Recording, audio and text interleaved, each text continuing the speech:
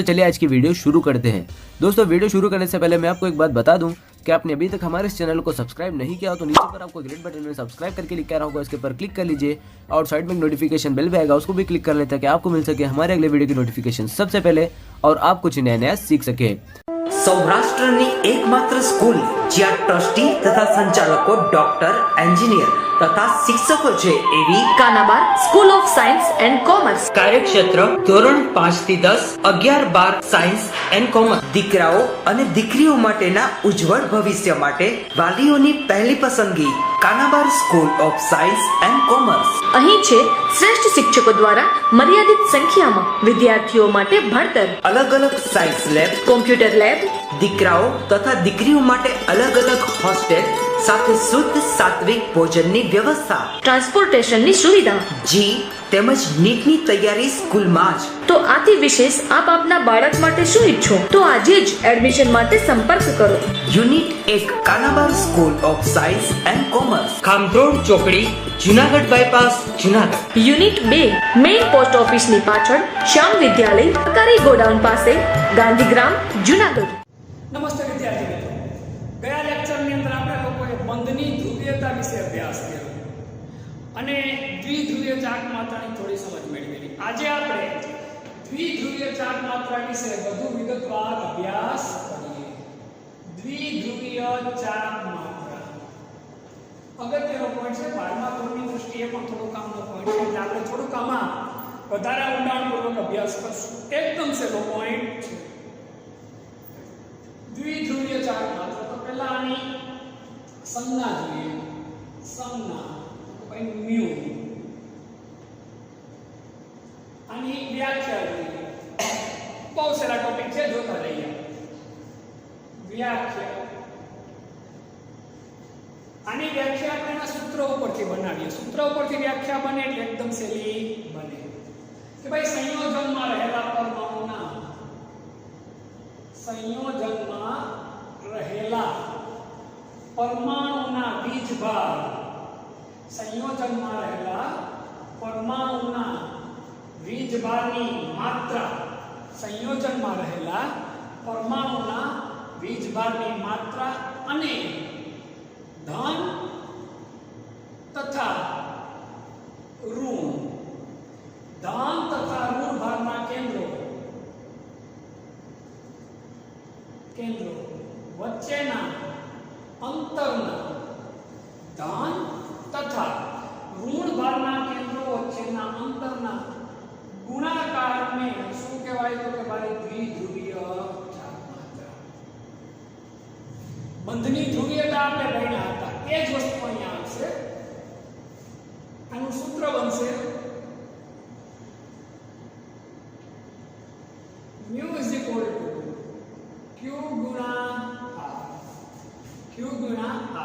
Q એટલે શું થશે તો કે ભાઈ એનો બીજભાર અને ગુણા R. R એટલે શું તો કે બંને પરમાણુ એકબીજાથી અલગ છે એની વચ્ચેનું અંતર, અલગીકરણ અંતર.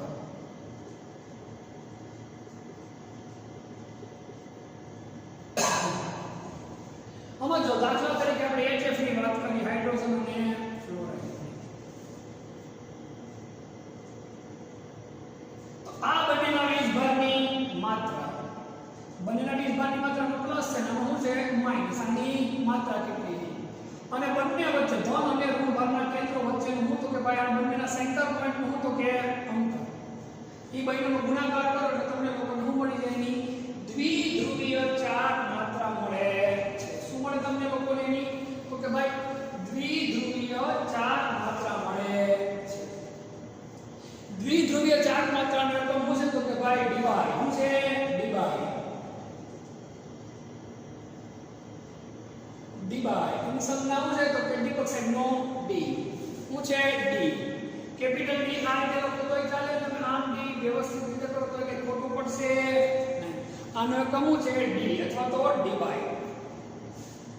1 ડીવાય બરાબર 3 પોઈન્ટ, સમજો ખાસ 3.33564 ગુણ્યા 10⁻³ કુલમ ઇન્ટુ મીટર. આ ડીવાય એકમને આપણે કેમાં ફેરવો તો કે કુલમ ઇન્ટુ મીટરમાં ફેરવીએ આપણે કુલમ વીજભારનો એકમ થાય કુલમ અને અંતરનો એકમ થાય મીટર 1 ડીવાય બરાબર 3.33564 3.33564 ગુણ્યા 10⁻³ કુલમ ઇન્ટુ મીટર દ્વિધ્રુવીય ચાર્જ માત્રા છે કેવી રાશિ છે તો કે સદિશ રાશિ છે કેવી રાશિ છે સદિશ રાશિ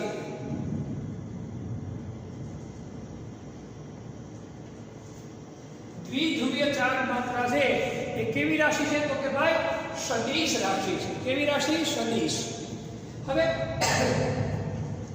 એને નાના ટી વડે દર્શાવવામાં આવે છે નાનું ટી આ રીતે વડે દર્શાવવામાં આવે છે જેમાં તીરનો જે એવું છે કે જે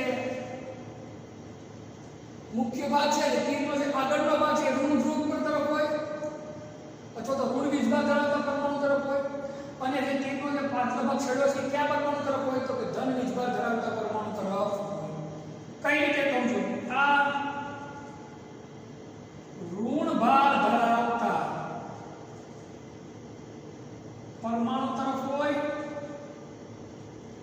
અને આ ધન ભાર ધરાવતા આ સમજવા માટે વાત છે પરમાણુ તરફ કઈ રીતે દાખલા તરીકે આપણે એ છે કઈ આપણને આમ આવે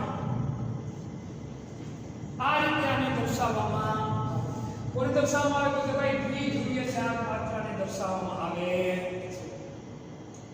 હજી આમાં થોડું વધારે આપણે પરીક્ષામાં પૂછાય દ્વિધ્રુવીય ચાર્જ માત્રા સમજાવો આટલું લખો તમે એટલે ઇનફ થઈ ગયું આપણા માટે આટલું લખો એટલે ઘણું બધું વ્યવસ્થિત થઈ ગયું પણ આપણે હજી આમાં વધારે થોડું ડીપમાં આપણે ઉતરવું છે 11-12 સાયન્સના માટે પણ થોડી કામની વસ્તુ છે આપણે એટલે આપણે થોડુંક હજી વધારે આને ડીપમાં આની અંદર હજી આપણે વધારે થોડો અભ્યાસ કરીએ તો જોઈએ આપણે પહેલા આટલો પોઈન્ટ તો ભાઈ દ્વિધ્રુવીય ચાર્જ માત્રા આની સંજ્ઞા શું છે તો કે ભાઈ મ્યુ શું છે વ્યાખ્યા સંયોજનમાં રહેલા પરમાણુના વીજભારની માત્રા અને ધન તથા ઋણ ભારના કેન્દ્રો વચ્ચેના અંતરના ગુણાકારને શું કહેવાય તો કે ભાઈ દ્વિધ્રુવીય ચાર્જ માત્રા તરીકે ઓળખવામાં આવે છે દ્વિધ્રુવીય ચાર્જ માત્રાનું સૂત્ર શું થશે Q * R આનો એકમ શું છે તો કે ભાઈ ડીવાય સંજ્ઞા D 1 ડીવાય બરાબર કેટલા થાય 3.3364 કુલમ ઇન્ટુ મીટર આ સંબંધ અત્યારે યાદ ન હોય તો બહુ અગત્યનો નથી કેવી રાશિ છે સદિશ રાશિ અને કોના વડે દર્શાવવામાં આવે નાના તીર વડે દર્શાવવામાં આવે જે તીરનો જે ધારવાળો ભાગ હોય છે એ ઋણ વીજભાર તરફના પરમાણુ તરફ હોય અને જે છેડો હોય ક્યાં હોય તો કે ધન વીજભાર ધરાવતા પરમાણુ તરફ હોય આટલી માહિતી તો આપણી પાસે હોવી જ જોઈએ હવે આમાં થોડું વધારે આપણે લોકોએ ડિટેલમાં અભ્યાસ કરવાનો થાય 11મા ધોરણ માટે આટલી બધી માહિતી ઘણી બધી ન છે તમે આટલો સ્ક્રીનશોટ લઈ લો પછી હું તમને આમાં વધારાની જે માહિતી છે એ પણ તમને સમજાવું કારણ કે બોર્ડમાં એટલામાં પૂરું થાય એવું મને લાગતું નથી આટલી માહિતી પૂરી કરી લો એટલે આમાં જ હજી આપણે આગળ થોડું વધીએ આપણે એક્ઝામની દ્રષ્ટિએ તમે એટલું લખશો એટલે એમાં કંઈ ખોટું પડશે નહીં એમાં કાંઈ વધારે કશું ખોટું પડે એમ નથી ભાઈ એટલે એટલું પહેલાં તમે જોઈ લો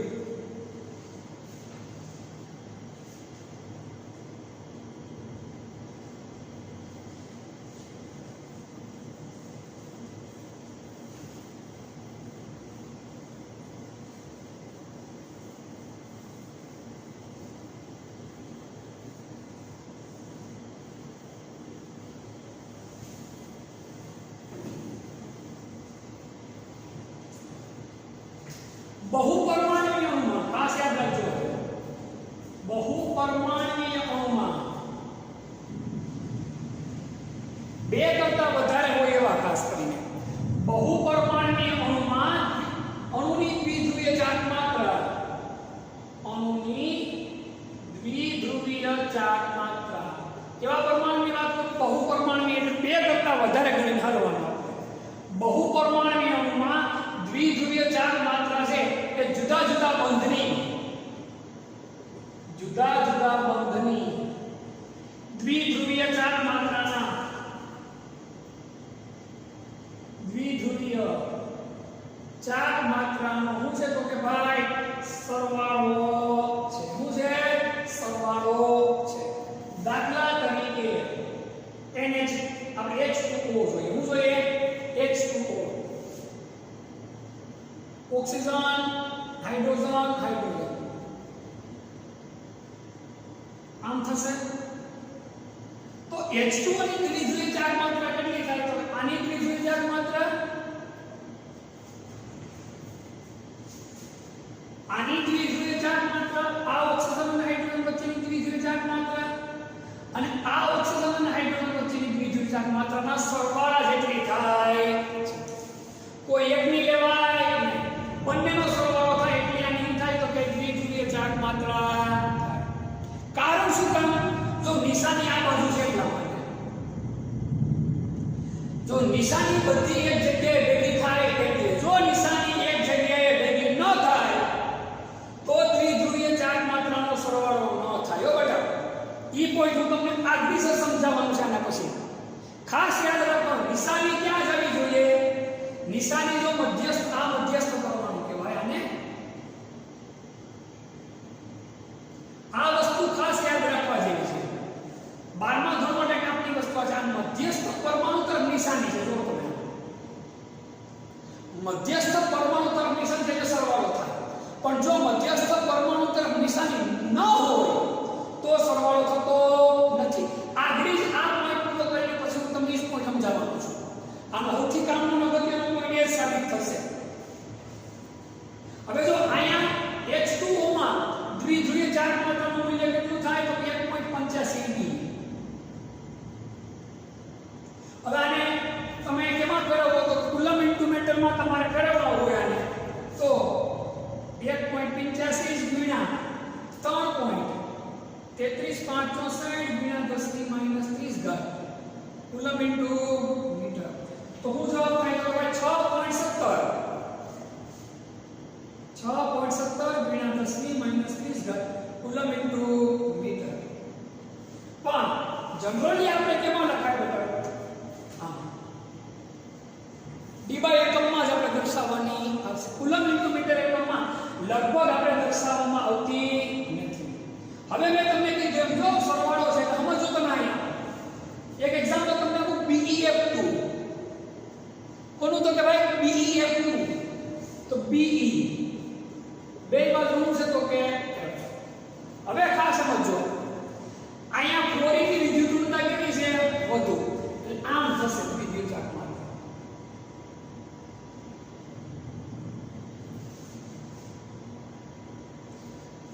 જેટલું આ દિશામાં ગયું એટલું કઈ દિશામાં ગયું? આ દિશામાં.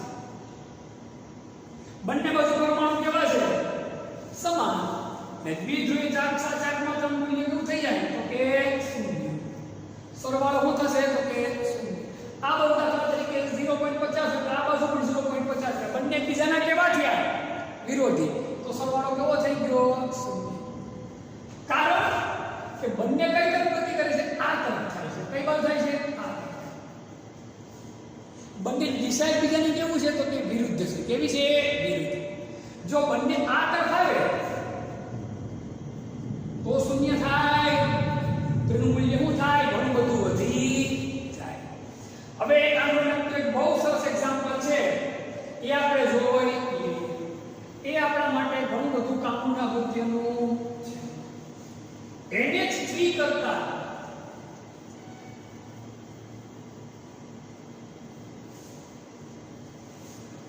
ખાસ આ અગત્યનો પોઈન્ટ છે. આપણે એમાં જોવાનો છે NH3 કરતા NF3 ની દ્વિધ્રુવીય ચાર માત્રાનું મૂલ્ય ઓછું છે. સમજાવો. આવો પ્રશ્ન આવે પરીક્ષાની દ્રષ્ટિએ નહીં પણ સમજવાની દ્રષ્ટિએ બહુ જ અગત્યનો પોઈન્ટ છે.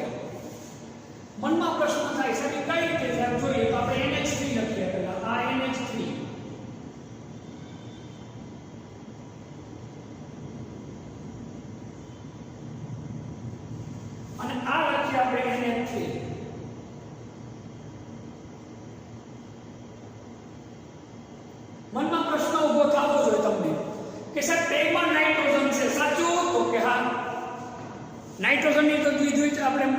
વિદ્યુત ઋણતા કેવી સરખી જોવાની?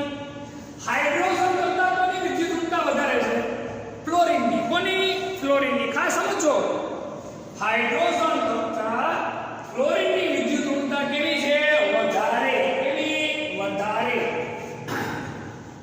સમજો સરખી રીતે, બંનેમાં નાઇટ્રોજન છે જેની વિદ્યુત ઋણતા કેવી હોવાની? સમાન. અહીંયા હાઇડ્રોજન છે, અહીંયા શું છે? ફ્લોરિન.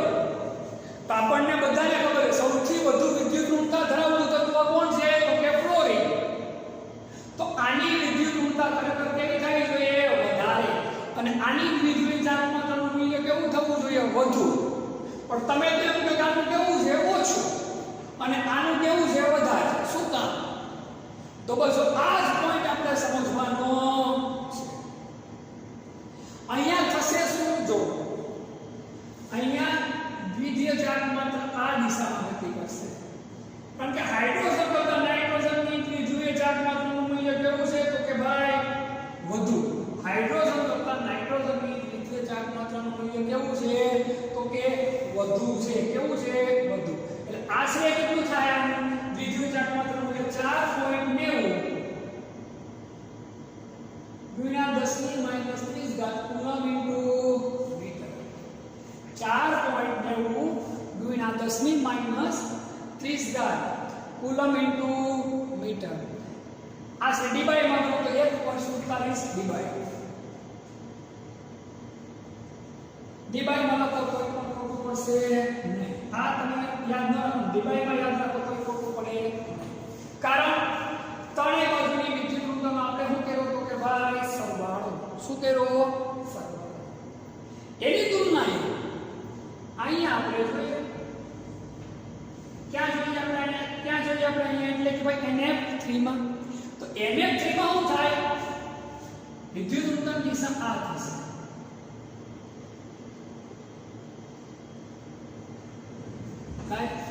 એક ક્લોરીન આ બાજુ ખેંચે, એક ક્લોરીન આ બાજુ ખેંચે, એક ક્લોરીન આ બાજુ ખેંચે. એટલે સરવાળો થશે નહીં. આની શક્તિ વધારે છે ત્રણેયની, પણ ત્રણેય બેથી કેવા પડેલા છે? ખોટા છે. આની શક્તિ ભલે ઓછી છે પણ બધા ભેગા ક્યાં થાય? એક જગ્યા ઉપર. આપણે સાદી ભાષામાં કહે ને કે ભાઈ એક જાડી લાકડી તોડવી હોય અને 50 આછી લાકડી તોડવી હોય, તો 50 ઝીણી લાકડી તોડવી હોય છે, હું કે જાડાઈ જેની ઓછી હોય 10 કે 50 લાકડી ભેગી કરી દો અને એક જાડી લાકડી નાખો તો કઈ લાકડી સહેલાઈથી તૂટે? જાડી લાકડી તૂટે. પણ જે સંગઠનમાં ભેગી હોય તૂટે નહીં. આપણે જે પંચતંત્રની વાર્તામાં ભણતા સંપ ત્યાં જમ, એકતામાં જ તાકાત રહેલી છે, જો અહીંયા સાબિત થાય. આ લોકોની એકતા છે ભેગી, એક જ જગ્યા પર બધાની શક્તિ ભેગી થાય એટલે આની દ્વિધીય ચાર્જ માત્રનું મૂલ્ય કેવું છે? ઊંચું. અને અહીંયા શક્તિ છે વધારે, પણ શક્તિ શું થયેલી છે? બતાવો, ફંટાયેલી છે. શું થયેલી છે? ફંટાયેલી. અને શક્તિ ફંટાયેલી છે એટલે દ્વિધીય ચાર્જ માત્રનું મૂલ્ય કેવું જાય? તો કે નીચું જાય. ડીબાઈમાં જોઈએ તો આશરે કેટલા ડીબાઈ થાય? તો કે ભાઈ 0.23 ડીબાઈ થાય. કેટલા ડીબાઈ થશે? તો કે ભાઈ 0.23 ડીબાઈ થાય. અને કુલમ ઇન્ટુ મીટરમાં જોઈએ તો 0.80 ગુણ્યા 10⁻³ કુલમ ઇન્ટુ મીટર જેટલું. આના ઉપરથી આપણે પણ જીવનમાં શીખવાનું છે કે સંપીને રહેવું, એકતાથી રહેવું જોઈએ. જો હું કહું કે નિર્જીવ સૂક્ષ્મ પરમાણુઓમાં પણ આ એકતા અને છૂટાપણાનો ભેદ આવતો હોય તો આપણે તો માનવમાં આવવાનું હોય છે. સમજો ફરી મારા પોઈન્ટ. NH3 માં એવું થાય કે ત્રણેય હાઇડ્રોજન તરફથી ને નાઇટ્રોજન એક જ બાજુ ખેંચે છે. કેટલી બાજુ ખેંચે? એક બાજુ. અહીંયા ક્લોરીનની તાકાત વધારે છે પણ એક આ બાજુથી ખેંચે, આ બાજુથી ખેંચે, આ બાજુથી ખેંચે. એટલે તાકાત શું થઈ જાય? ઘટી જાય. શું થઈ જાય? ઘટી જાય. અહીંયા એક જ બાજુથી ફોર્સ લાગે એટલે તાકાત શું થાય? વધી જાય. એટલે ચોક્કસ દિશામાં એક જ જગ્યા પરથી સંપીને ફોર્સ લગાડવામાં આવે તો કાર્ય વધુ સારું થાય. આના પર સમજવા જેવી વાત છે. ફરીવાર NH3 કરતા NF3 ની દ્વિધીય ચાર્જ માત્રનું મૂલ્ય ઓછું છે સમજાવો તો લખવું પડે. NH3 માં હાઇડ્રોજનથી નાઇટ્રોજન તરફ દ્વિધીય ચાર્જ માત્રા જોવા મળે છે. હાઇડ્રોજનથી નાઇટ્રોજન તરફ ત્રણે ત્રણ હાઇડ્રોજન પરમાણુની દ્વિધીય ચાર્જ માત્રા જોવા મળે. જ્યારે NF3 માં નાઇટ્રોજન ફ્લોરિન તરફ દ્વિધ્રુવી ચાર્જ માત્રા જોવા મળે અને ત્રણેયમાં કઈ જગ્યા પર જોવા મળે તો કે અલગ અલગ જગ્યા પર જોવા મળે છે. માટે NH3 કરતા NF3 ની દ્વિધ્રુવી ચાર્જ માત્રાનું મૂલ્ય ઓછું છે. તમારે લખાણ યાદ રાખવાની જરૂર નથી 11 ની દ્રષ્ટિએ, પણ તમને ખબર હોવી જોઈએ શું કામ ઓછું છે એ. કારણ કે 11મા ધોરણની પરીક્ષામાં હું લખાણને બહુ મહત્વ નથી આપતો તમારે, પણ તમને આનો કોન્સેપ્ટ આખો ક્લિયર હોવો જોઈએ. ભાઈ શું કામ આની વેલ્યુ ઓછી અને આની વેલ્યુ વધુ, એ આપણને કોન્સેપ્ટ ક્લિયર હોવો જોઈએ. આ નીટ માટે પણ અને ZEE માટે પણ અને ગુજકેટ માટે પણ કામની વસ્તુ સાબિત થઈ શકે એમ છે. એટલે આ બાબત પર આપણો ખાસ ફોકસ હોવું જોઈએ. બતાવો સ્ક્રીનશોટ લઈ લો, પછી આપણે આમાં થોડી બીજી માહિતી લઈએ છે. મીડિયમ યુઝ છે એવી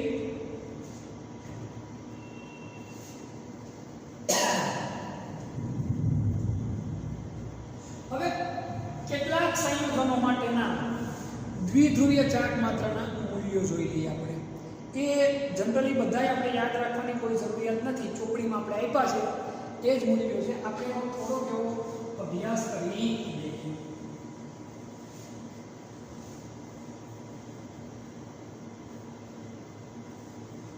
ચોપડીમાં તમને જે પૂછી તે જ બેઠે તો આપણે શું કરવાનું છે તો અભ્યાસ કરવાનો છે.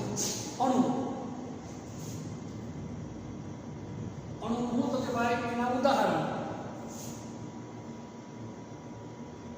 એની દ્વિધ્રુવીય ચાર્જ માત્રા,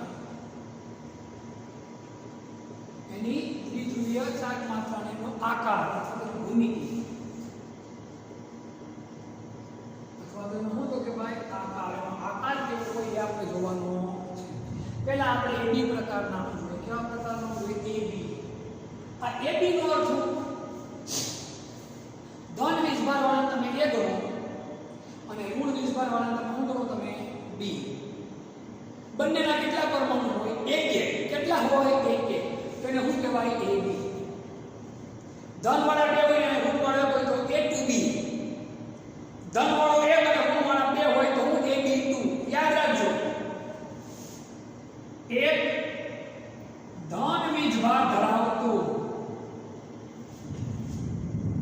તત્વ અને બીજો કયો? એક ઋણ વીજભાર ધરાવતું તત્વ અથવા તો આયન બોલીએ. ઈ બંને ભેગા થાય એટલે હું બને AB પ્રકાર. AB પ્રકારમાં બંને કોઈ દાખલા તરીકે એ છે બંને કે HCl છે બંને કે HBr છે બંને કે HI H2. આ બધા કયા પ્રકારના છે? AB પ્રકારના છે. કેવા પ્રકારના છે? AB પ્રકારના. આની દ્વિધ્રુવીય ચાર્જ માત્રા જોઈએ તો HFની માં ફ્લોરિનની દ્વિધ્રુવીય ચાર્જ માત્રા આપણે વિદ્યુત ઋણતા સૌથી વધુ, એટલે આની દ્વિધ્રુવીય ચાર્જ માત્રા કેટલી થશે? 1.78 ડીવાય. કેટલી થાય? 1.78 ડીવાય.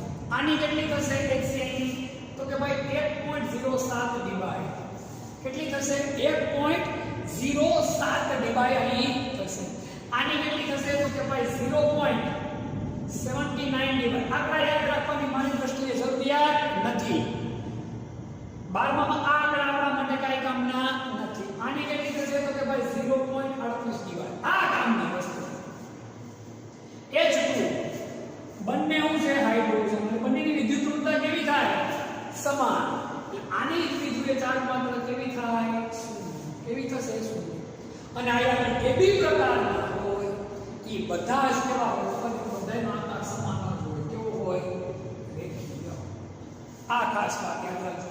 AB પ્રકારના હોય તો એનો આકાર કેવો હોય? હંમેશા રેખીય જ હોય. ગમે એમ લખો, આમ લખો, તમે આને આમ લખો, આમ લખો, આમ લખો. આકાર કેવો થશે તો કે રેખીય જ થાય. ઉતરે છે વાત મગજમાં? આ AB પ્રકારના. પણ દ્વિધ્રુવીય ચાર્જ માત્રા દરેકની શૂન્ય હોય એવું જરૂરી નથી. જો બંને ઓટું હોય તો શૂન્ય જ ગણવાનું. Cl2 હોય તો શૂન્ય જ ગણવાનું. F2 હોય તો કેવું ગણવાનું? સરખા પરમાણુ તો શૂન્ય. બાકી શૂન્ય ગણી શકાય નહીં. AB પ્રકારનો જોવાનું. હવે આપણે જોઈએ AB2 પ્રકારનો. એક ધન વીજભાર વિભાગ ધરાવતો તત્વ અને આમાં કેટલા આવશે ઋણ વિભાગ ધરાવતા તો કે 2 કેટલા તો આને શું કહેવાય તો કે ભાઈ AB2 ક્યાં કહેવાય તો કે ભાઈ AB2 એવું જ નથી કે એક ધન વિભાગ ધરાવતો તત્વ અને આ શબ્દ લખવાનું જરૂર એક કોઈ એક તત્વ છે AB2 પર કોઈ એક તત્વ એક વખત હોય ને બાકીના તત્વ કેટલી વાર હોય 2 વાર તો એને શું કહેવાય AB2 પ્રકાર શું કહેવાય AB2 પ્રકાર ધન વિભાગ અને ઋણ વિભાગ શબ્દ આમાં ઉમેરવાની જરૂર પડતી નથી ખરેખર ઈ આવશે ધન વિભાગ અને ઋણ વિભાગ તો મધ્યસ્થ પરમાણુ એક અને એની આજુબાજુ 2 પરમાણુ આ શબ્દ વાપર્યું તો વધારે સરળ રહેશે આપણે કયો શબ્દ સરળ રહેશે તો કે મધ્યસ્થ પરમાણુ એક અને એની આજુબાજુ પરમાણુ કેટલા તો કે 2 AB2 માટે શું લખશું આપણે તો કે ભાઈ મધ્યસ્થ પરમાણુ એક આજુબાજુ કેટલા પરમાણુ 2 પરમાણુ કેટલા પરમાણુ 2 તો આને શું કહેશું આપણે AB2 પ્રકાર કયા પ્રકારનું કહેશું આપણે AB2 પ્રકાર આના આપણે બે ચાર એક્ઝામ્પલ જોઈ લઈએ H2O H2SCO H2O H2SCO H2O ની વાત કરીએ તો આની દ્વિધ્રુવચાપ માત્ર કેટલી છે 1.85 ફરીવાર આંકડો યાદ રાખવાની આપણે કોઈ જરૂર નથી H2S ની કેટલી છે તો કે ભાઈ 0.95 અને આની કેટલી છે 0 આ બેનો આકાર વળેલો છે આ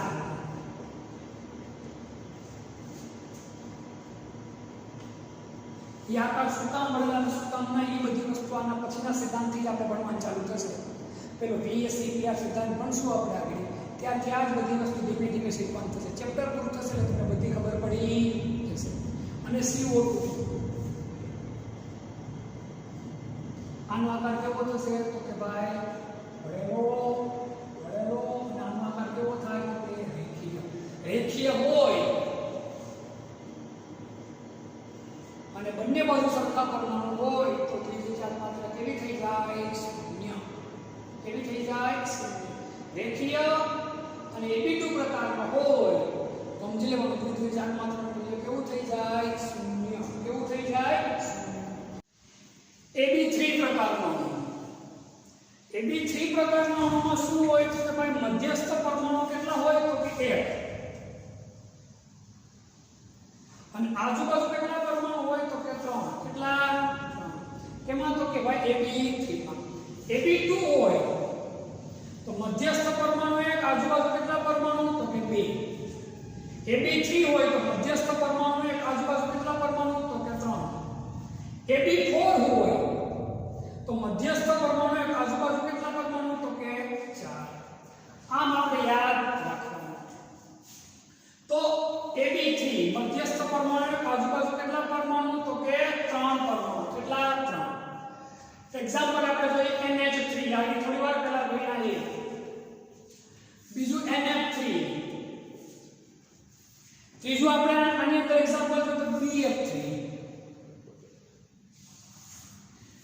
NH3 ની દ્વિધ્રુવ ચાર્જ માત્રાનું મૂલ્ય આપણે થોડીવાર પહેલા જ કીધું પ્રમાણે 1.47 આનું તો કે ભાઈ 0.23 જ્યારે BF3 ની દ્વિધ્રુવ ચાર્જ માત્રાનું મૂલ્ય કેટલું થશે તો કે 0 કેટલું થશે 0 કારણ કે ભાઈ ત્રણેય બાજુથી ક્લોરીનનું અંતર ત્રણેય બાજુથી કેવું રહે સમાન ત્રણેય બાજુથી એક સરખું ખેંચાણ થાય એટલા માટે મૂલ્ય કેવું થઈ જાય 0 આનો આકાર કેવો થશે તો કે ભાઈ ત્રિકોણીય પિરામિડ આ કયો આકાર કહેવાય એ બધી વસ્તુ આપણે આગળ ભણશું આ ચેપ્ટરમાં આનો પણ આકાર ત્રિકોણીય પિરામિડ જ્યારે આનો આકાર છે એ ત્રિકોણીય કેવો હોય તો કે સમતલીય કેવો સમતલીય ત્રિકોણીય તો ખરો પણ ભેગો સમતલીય સમતલ બધાય સરખા થાય એટલા માટે દ્વિધ્રુવ ચાર્જ માત્રાનું મૂલ્ય કેવું થઈ જાય તો કે 0 હવે આપણે આગળ જોઈએ તો કે ભાઈ AB4 પ્રકારનો યાદ રાખજો મૂલ્ય આપણે કોઈ જગ્યા પર યાદ રાખવાની અત્યારના તબક્કે જરૂરિયાત નથી માત્ર તમને લોકોને હું સમજાવું સમજણ માટે એની વધારે અગત્યતા નથી. CH4 CHCl3 CCl4. હવે જો દ્વિધ્રુવ ચાર્જ માત્રાની અવસ્થા ખબર પડી જવી જોઈએ. ચારેય બાજુથી ખેંચાણ કેવું થાય એક સરખા પરમાણુ છે એટલે કેટલું થઈ જાય? અહીંયા પણ એમ જ થશે. H ની જગ્યાએ શું આવી જાય? Cl. એટલે મૂલ્ય કેટલું થઈ જશે? પણ અહીંયા જો CH3 માં એક જગ્યા પર હાઇડ્રોજન, ત્રણ જગ્યા પર છે તો કે ક્લોરીન, એટલે મૂલ્ય શૂન્ય થાય. આનું મૂલ્ય કેટલું થશે? આશરે 1.5. પણ એના આકાર એકદમ સરખા થશે. કેવા આકાર થશે? તો કે ભાઈ સમચતુષ્ફલકીય. કેવા આકાર થશે? સમચતુષ્ફલકીય. કેવા એમાં હું તમને લોકોને ઘણીવાર આકાર સરખા હોય છતાં પણ દ્વિધ્રુવ ચાર્જ માત્રાના મૂલ્ય કેવા હોય? અલગ અલગ. જેમ જેમ આમાં ડિટેલમાં વધારે 12મા ધોરણમાં થોડો અભ્યાસ વધારે આવશે ત્યારે આપણે વધારે ડિટેલમાં અભ્યાસ કરશું. બાકી અત્યારની દ્રષ્ટિએ તો આ કોઈ મૂલ્ય તો આપણા માટે કાંઈ કામના નથી, પરંતુ તમને એક ખબર હોવી જોઈએ કે ભાઈ આના માટે મૂલ્ય શૂન્ય, આના માટે શૂન્ય, તેના માટે શૂન્ય શું કામ નહીં? કારણ કે અહીંયા શું છે તો કે હાઇડ્રોજન છે એટલે અહીંથી આમ જશે, જ્યારે અહીંથી આમ જાય અને એટલે મૂલ્યમાં શું થાય તો કે ફેરફાર. હવે આ બધી વસ્તુ માટે ખૂબ જ અગત્યનો નિયમ આપણે ભણવાનો છે જેને VSEPR સિદ્ધાંત તરીકે ઓળખીએ છીએ. આપણે એના વિશે હવે આપણે અભ્યાસ કરવાનો થાય છે. અગત્યનો પોઈન્ટ છે પણ બહુ જ સહેલો, એકદમ સહેલો સમજાઈ જાય તો બહુ સહેલો પોઈન્ટ છે. 12મામાં પણ થોડી આની ઉપયોગિતા કરી. આ નિયમના કોઈનું કામ યાદ રાખવાનું નહીં પણ નિયમ લગાડતા આવડતો હોવો જોઈએ. તો 12મા ધોરણમાં ઘણી જગ્યા પર આ નિયમનો ઉપયોગ થશે. સંયોજકતા કોષ ઇલેક્ટ્રોન યુગ્મ અપાકર્ષણ સિદ્ધાંત. સંયોજકતા કોષ ઇલેક્ટ્રોન યુગ્મ અપાકર્ષણ સિદ્ધાંત.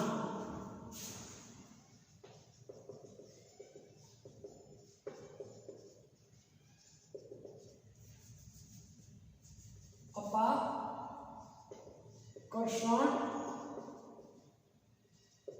સિદ્ધાંત. The valence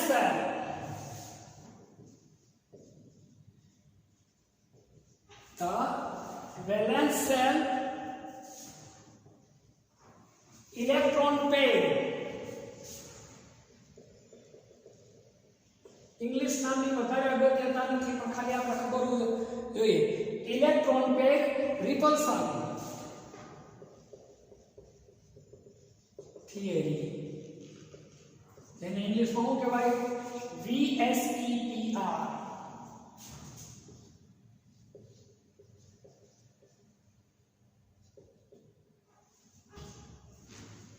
VSEPR. આમ લખો તો સેલ, આમ લખો તો કઈ ખોટું પડશે નહીં. VSEPR. VSEPR સિદ્ધાંત પૂછાય, તમને પૂછાય VSEPR સિદ્ધાંત સમજાવો પૂછાય. સંયોજકતા કોષ ઇલેક્ટ્રોન યુગ્મ અપાકર્ષણ સિદ્ધાંત સમજાવો એમ પણ તમને પરીક્ષામાં પૂછી શકાય. એટલે આપણે આના વિશેની માહિતી સમજાવવાની છે. આ નિયમ છે આકાર સમજાવવા માટે ઘણી બધે અંશે કામના છે. કઈ રીતનું છે નિયમ છે બધું જોઈ લે, બહુ સહેલું છે એટલે આપણે આવડી જાય. લુઈસના નિયમો છે એ અણુનો આકાર સમજાવી શકતા નથી. લુઈસના નિયમ અણુનો આકાર સમજાવી શકતા નથી. લુઈસના નિયમ છે અણુનો આકારને સમજાવી શકતા નથી. આ સિદ્ધાંતની મદદથી તમે લોકોનો આકાર સહેલાઈથી સમજી શકો. આ સિદ્ધાંતની મદદથી આપણે આ સિદ્ધાંત એટલે કયો સિદ્ધાંત? તો કે VSEPR સિદ્ધાંત. આમ યાદ રાખજો, આ શબ્દ વાપરી. આ સિદ્ધાંતની મદદથી સહેલાઈથી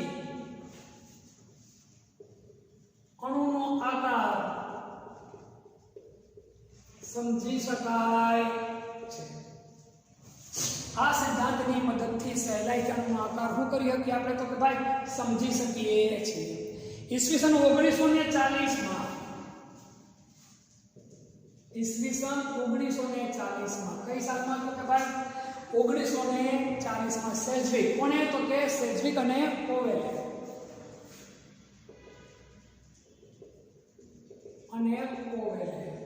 આ સિદ્ધાંત આપ્યો। સેજ્વિક અને પોવેલે આ સિદ્ધાંત આપ્યો। આ સિદ્ધાંત એટલે કયો VSEPR સિદ્ધાંત આપ્યો। નાયહોલ અને ગિલેસ્પીએ આને શું કર્યો તો કે વિકસાવ્યો। આનું આધુનિક રૂપ કોણે આપ્યું તો કે નાયહોલ અને ગિલેસ્પી। નાયહોલ અને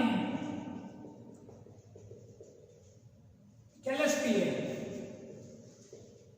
આને શું કર્યું આ નિયમ શું કર્યો તો કે વિકસાવ્યો।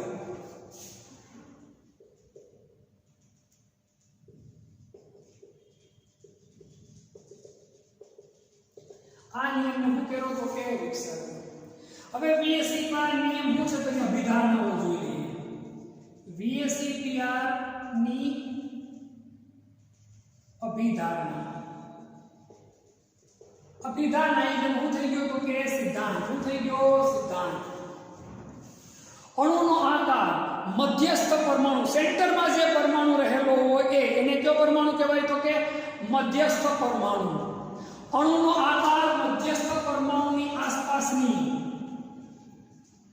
અણુનો આકાર મધ્યસ્થ પરમાણુની આસપાસની સેન્ટરમાં જે પરમાણુ આવેલો હોય એની આસપાસની સંયોજકતા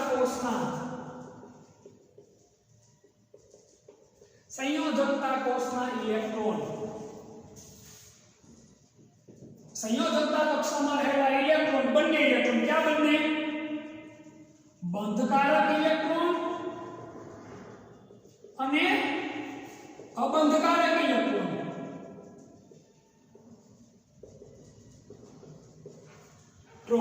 બંધકારક ઇલેક્ટ્રોન અને અબંધકારક ઇલેક્ટ્રોનની સંખ્યા ઉપર આધાર રાખે છે।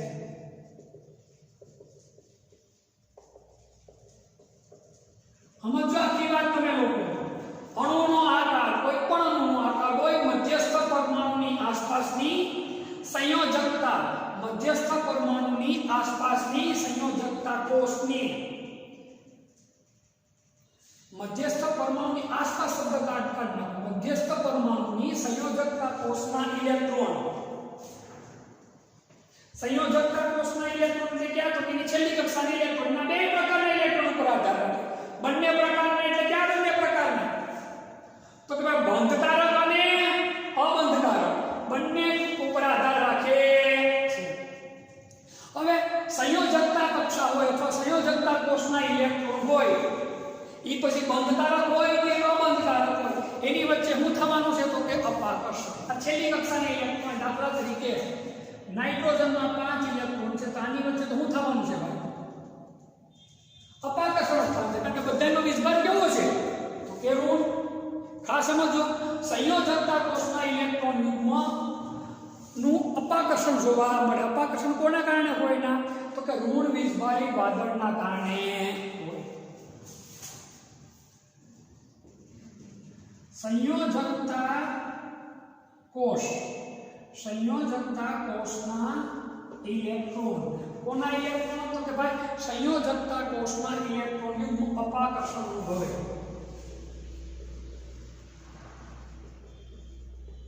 અપાકર્ષણ કરશે અથવા તો અપાકર્ષણ શું કરે અનુભવે કારણ ઋણ વીજભારિત ઇલેક્ટ્રોનનું વાદળ આવેલું હોય। ઋણ વીજભારિત ઇલેક્ટ્રોનનું વાદળ હોવાથી અથવા તો ઋણ વીજભારિત ઇલેક્ટ્રોનનું વાદળ કાઢવાના ઋણ વીજભારિત ઇલેક્ટ્રોન હોવાથી બધાયના વીજભાર કેવા છે તમામ ઋણ વીજભારિત ઇલેક્ટ્રોન હોવાથી સરખો વીજભાર હોય એટલે એની વચ્ચે શું થાય તો કે અપાકર્ષણ થાય। સંયોજકતા કોષને વર્તુળાકાર લેવામાં આવે। સંયોજકતા કોષને કેવી લેવામાં આવે? વર્તુળાકાર લેવામાં આવે અને તેમાં ઇલેક્ટ્રોનની ગોઠવણી એવી થયેલી હોય કે જેથી એની વચ્ચે અપાકર્ષણ શક્ય એટલું કેવું થાય? ઓછું. એટલા દૂર દૂર ઇલેક્ટ્રોન ગોઠવાયેલા હોય અને છેલ્લી કક્ષાએ વર્તુળાકાર લીધી એમાં ઇલેક્ટ્રોન એકબીજાને એટલે બધે દૂર ગોઠવાય કે રીતે શક્ય એટલું ઓછું થાય અપાકર્ષણ. સમજો સંયોજકતા કોષને કેવી લેવામાં આવે? વર્તુળાકાર, જેમાં ઇલેક્ટ્રોન યુગ્મ એકબીજાથી મહત્તમ અંતરે એટલે વધુ દૂર ગોઠવાયેલા હોય, મહત્તમ અંતરે ગોઠવાયેલા હોય, જેથી એની વચ્ચે અપાકર્ષણ કેવું થાય? તો કે ઓછામાં ઓછું થાય. સંયોજકતા કોષને વર્તુળાકાર લેવામાં આવે, જેમાં ઇલેક્ટ્રોન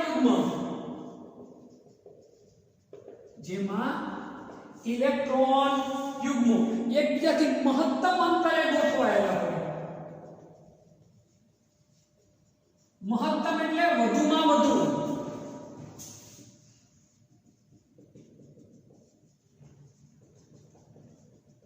જેથી અપાકર્ષણ શક્ય એટલું કેવું થાય? ઓછું. જેથી અપાકર્ષણ શક્ય એટલું ઓછું થાય. અપાકર્ષણ શક્ય એટલું કેવું થાય? તો કે ભાઈ ઓછું થાય. દ્વિબંધ કે ત્રિબંધ, જેને હું કહેવાય બહુબંધ, એક કરતા વધારે બંધ હોય એને શું કહેવાય? તો કે બહુબંધ. દ્વિબંધ કે ત્રિબંધ અભિધારણાઓ પહેલા ફરીવાર જોઈએ કારણ કે આપણને ચેકવું પડશે. સંયોજકતા કોષ ઇલેક્ટ્રોન યુગ્મ અપાકર્ષણ સિદ્ધાંત, જેને કયો સિદ્ધાંત કહેવાય? VSEPR સિદ્ધાંત. લુઈસનો નિયમ છે એનો આકાર સમજાવી શકતો નહોતો. આ સિદ્ધાંતની મદદથી એનો આકાર સહેલાઈથી સમજી શકાય. 1940 માં સેજવિક અને કોવેલા સિદ્ધાંત આપ્યો. નાયહોલ અને ગિલેસ્પી આ નિયમને શું કર્યો? વિકસાવ્યો. હવે આને આપણે શું ભણીએ છીએ? અભિધારણાઓ. શું ભણીએ? અભિધારણાઓ.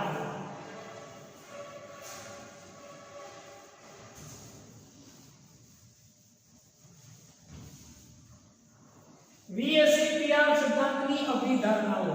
પહેલી અભિધારણા આપણે જોઈ કે અણુનો આકાર મધ્યસ્થ પરમાણુની સંયોજકતા કોષના ઇલેક્ટ્રોનની સંખ્યા પર આધાર રાખે. પછી બંને પ્રકારના હોય, બંધકારક કે અબંધકારક. સંયોજકતા કોષના ઇલેક્ટ્રોન યુગ્મ અપાકર્ષણ કરે. શું કામ? કારણ કે તમામ ઇલેક્ટ્રોન કેવા હોય? ઋણ વીજભાર હોવાના લીધે. સંયોજકતા કોષને કેવી લેવામાં આવે? વર્તુળાકાર. એમાં ઇલેક્ટ્રોન યુગ્મ પર શક્તિ એટલા વધારે કેવા લેવામાં આવે? દૂર. જેના કારણે શું થાય? અપાકર્ષણ શક્તિ એટલું કેવું થાય? તો કે ઓછું થાય. પછીનો પોઈન્ટ આપણે દ્વિબંધ કે ત્રિબંધ. દ્વિબંધ કે ત્રિબંધ, એક કરતા વધુ બંધ એને શું કહેવાય? દ્વિબંધ કે ત્રિબંધ એટલે શું બોલાય? તો કે બહુબંધ. શું બોલાય? બહુબંધ. બહુબંધને એકલ ઇલેક્ટ્રોન યુગ્મ જેવા જ ગણવામાં આવે. બહુબંધને એકલ ઇલેક્ટ્રોન યુગ્મ જેવા જ ગણવામાં આવે છે. એનો અર્થ દ્વિબંધ કે ત્રિબંધ ભલે હોય પણ એને ગણવાનું કેવું? તો કે એકલ ઇલેક્ટ્રોન યુગ્મ જેવું, એક જ ઇલેક્ટ્રોન યુગ્મની જોડ છે એવું ગણવામાં આવે. એટલે કે દ્વિબંધ કે ત્રિબંધને વિશેષ મહત્વ આપવામાં આવતું નથી. પણ તેમાં રહેલા 2 કે 3 ઇલેક્ટ્રોન યુગ્મને સમજો. પરંતુ દ્વિબંધ કે ત્રિબંધમાં રહેલા 2 કે 3 ઇલેક્ટ્રોન યુગ્મને 2 કે 3 ઇલેક્ટ્રોન યુગ્મને એકલ ઇલેક્ટ્રોન યુગ્મ કરતા વધુ સારા એટલે કે વધુ સુપર ગણવામાં આવે. જો દ્વિબંધમાં 2 હોય, ત્રિબંધમાં કેટલા હોય? 3. એને ગણવામાં કોના જેવા આવે? તો એકલ જેવા જ ગણવામાં આવે. પરંતુ આ 2 કે 3 ઇલેક્ટ્રોન યુગ્મને એકલ ઇલેક્ટ્રોન યુગ્મ કરતા સારા એટલે કે કેવા ગણવામાં આવે? સુપર ગણવામાં આવે છે. એના જેવા એના કરતા એને કેવા ગયા? તો કે સુપર ગણવામાં આવે. અણુના કે સંયોજનના સંસ્પંદન બંધન ગમે એટલા સંસ્પંદન બંધારણ હોય એમાં તમે આ નિયમને લાગુ પાડી શકો છો. અણુ કે સંયોજનમાં સંસ્પંદન બંધારણમાં ગમે તે સંસ્પંદન બંધારણમાં આ નિયમ લાગુ પાડી શકાય છે. કોઈ પણ સંસ્પંદન બંધારણ હોય તો આ નિયમ લાગુ પાડી શકો છો. હવે ઇલેક્ટ્રોન યુગ્મ મેં તમને કીધા ઇલેક્ટ્રોન યુગ્મ બે પ્રકારના છે. કેવા બે પ્રકારના? એક તો કેવા બંધકારક અને બીજા અબંધકારક. એની વચ્ચેની અપાકર્ષણની પારસ્પરિક ક્રિયાનો ક્રમ આ ખાસ જોજો. ઇલેક્ટ્રોન યુગ્મ વચ્ચેના અપાકર્ષણની પારસ્પરિક ક્રિયાનો ક્રમ. તો સૌથી વધુ અપાકર્ષણ કોની વચ્ચે હોય તો કે નેવરામાં. નેવરો કોણ? તો કે ભાઈ જો બે પ્રકારના ઇલેક્ટ્રોન છે, બંધકારક અને અબંધકારક. અબંધકારક છે નેવરા હોય. નેવરા શું વાળે? નખો. સૌથી વધુ અપાકર્ષણ અથવા હળી કોણ કરે? એ જ કરે. તો અબંધકારક ઇલેક્ટ્રોન યુગ્મ, અબંધકારક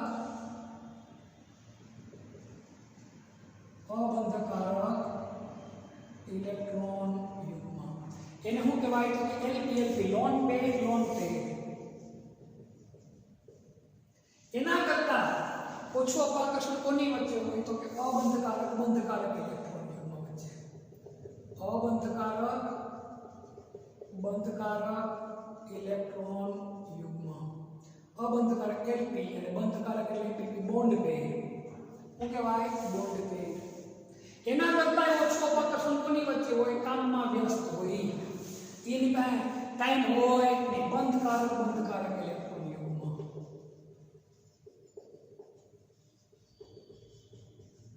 બોન્ડ પેર BP, બોન્ડ પેર ઇલેક્ટ્રોન યુગ્મ. આ હું છે એની પારસ્પરિક ક્રિયાનો ક્રમ. ફરીવાર હું તમને અત્યારે સમજાવું છું BSc સિદ્ધાંતની અભિધારણા. પહેલી અભિધારણા અણુનો આકાર મધ્યસ્થ પરમાણુની સંયોજકતા કોષના ઇલેક્ટ્રોનની સંખ્યા ઉપર આધાર રાખે છે. સંયોજકતા કોષના ઇલેક્ટ્રોન યુગ્મ શું કરે તો કે પરસ્પર અપાકર્ષણ. કારણ કે બધી પરસ્પર કેવો હોય? સમાન. એટલે શું થાય? અપાકર્ષણ. સંયોજકતા કોષને કેવી આવે? વર્તુળાકાર. ઇલેક્ટ્રોન શક્ય એટલા કેવા ગોઠવે તો કે દૂર, જેથી અપાકર્ષણ કેવું થાય? ઓછું થાય. દ્વિબંધ કે ત્રિબંધ ને એકલ ઇલેક્ટ્રોન યુગ્મ જેવા જ ગણવામાં આવે, પણ દ્વિબંધ કે ત્રિબંધમાં રહેલા ઇલેક્ટ્રોન યુગ્મને એકલ ઇલેક્ટ્રોન યુગ્મ કરતાં વધુ સારી નકશા પર ગણવામાં આવે. ગમે એટલા સંસ્પંદન બંધારણ હોય, ગમે એ બંધારણમાં નિયમ તમે લાગુ પાડી. સૌથી અગત્યનો પોઈન્ટ આ ઇલેક્ટ્રોન યુગ્મ વચ્ચેના અપાકર્ષણની પારસ્પરિક ક્રિયાઓ. એટલે સૌથી વધુ અપાકર્ષણ કેમાં થાય તો કે અબંધકારકમાં સૌથી વધુ. એના કરતા ઓછું કેમાં થાય? બંધકારકમાં. અને સૌથી ઓછું અપાકર્ષણ કેમાં થાય?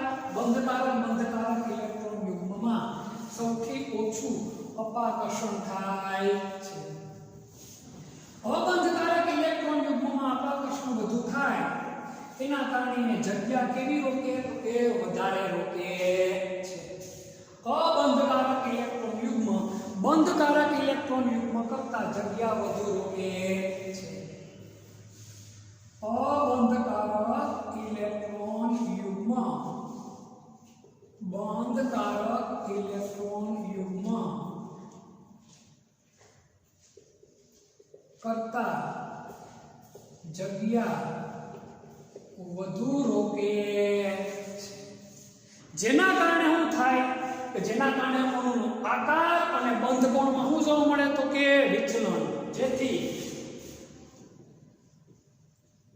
અણુના આકાર અને બંધ કોણમાં વિચલન જોવા મળે છે. આ વસ્તુ ખાસ યાદ રાખજો. આ પોઈન્ટ આ બંને પોઈન્ટ બહુ અગત્યના છે. આના પછીના લેક્ચરમાં આપણે આના આધારિત જ પોઈન્ટો આપણે ભણવાના થશે. હવે આ નિયમનું મહત્વ VSEPR સિદ્ધાંત શું જોઈ લઈએ તો કે આપણે મહત્વ એટલે આની અગત્યની ઉપયોગિતા. પી વિભાગના તત્વોના અણુના આકાર નક્કી કરવા માટે આ સિદ્ધાંત ઉપયોગી છે. પી વિભાગના તત્વોના સંયોજનોના આકાર નક્કી કરવા આ નિયમ શું છે તો કે ઉપયોગી છે. કોના આકાર નક્કી કરવા માટે તો કે ભાઈ પી વિભાગના તત્વોના અણુના આકાર નક્કી કરવા માટે આ નિયમો ઉપયોગી છે. બે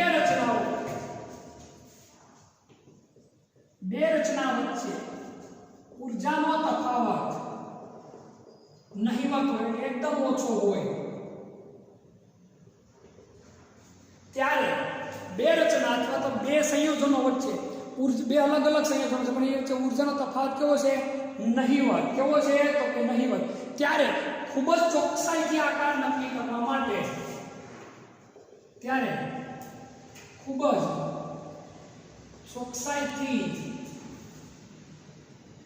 આકાર નક્કી કરવા આ સિદ્ધાંત ઉપયોગી છે. આની શું છે ઉપયોગિતા? એક મર્યાદા છે, આપણે એ પણ જોઈ. આ સિદ્ધાંત છે એ ઇલેક્ટ્રોન યુગ્મ વચ્ચેના અપાકર્ષણની અણુના આકાર પરની અસર સમજાવતા નથી. આ અપાકર્ષણ થાય આના કારણે અણુના આકારને શું અસર થાય એ સ્પષ્ટ સમજાવી શકતા નથી. ઇલેક્ટ્રોન યુગ્મના અપાકર્ષણની અણુના આકાર પર થતી અસરને સ્પષ્ટ રીતે સમજાવી શકતા નથી. અસર થાય એટલું કે પણ કઈ રીતે થાય, શું થાય એવી સ્પષ્ટ સમજણ આપતા નથી. અત્યારે પણ એ ચર્ચાનો વિષય છે કે ભાઈ શું કામ સ્પષ્ટ રીતે સમજાતું નથી. આ ખૂબ જ અગત્યનો કયો સિદ્ધાંત તો કે ભાઈ VSEPR સિદ્ધાંત. ખાસ આને જોઈ લેવાનું આપણે